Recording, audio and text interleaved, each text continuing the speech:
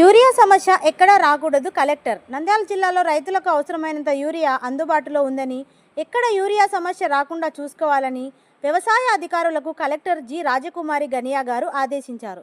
కలెక్టరేట్లోని PGRS హాల్లో పలు అంశాలపై అధికారులతో చర్చించారు.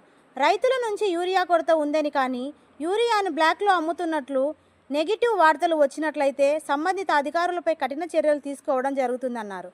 ఇలాంటి మరిన్ని అప్డేట్స్ కోసం హలో ఛానల్ని ఫాలో చేయండి ఫ్రెండ్స్.